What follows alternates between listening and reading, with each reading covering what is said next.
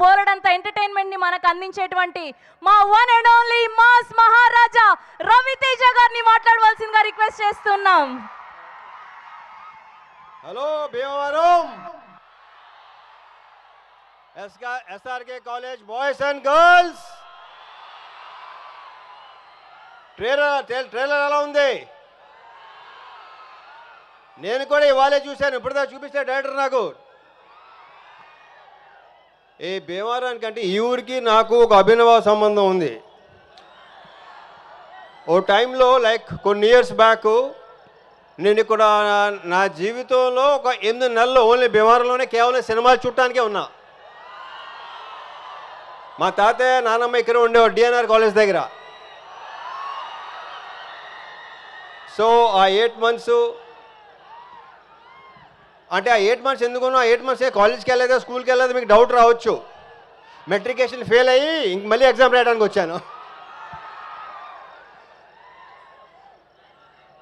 So ఇక్కడ ఈ భీమవరానికి ఒక ఎక్సలెంట్ వైబ్ ఉంటుంది. అదేంటంటే ఎవరైనా మిమ్మల్ని అడిగారనుకో ఎవరైనా మీదే మాది భీమవరం అండి అని మామూలుగా చెప్పరు, ఇలా చెప్తారు.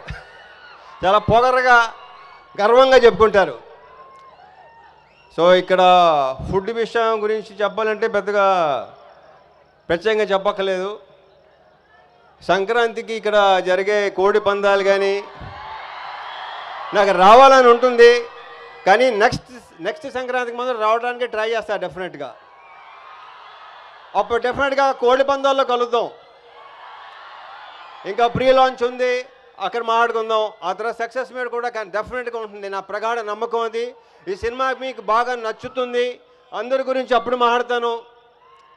సో ఈ వైబ్ ఇలాగే కంటిన్యూ చేద్దాం. Okay sir K thank you Bhimavaram, thank you so much. Sir ఎలానో మీరు స్టేజ్ మీద ఉన్నారు, మీ ఆవిడ పాప కూడా ఉన్నారు స్క్రీన్ మీద కప్పులు, ఒక్క 2 స్టెప్పులు వేస్తే సార్ ప్లీజ్ సార్.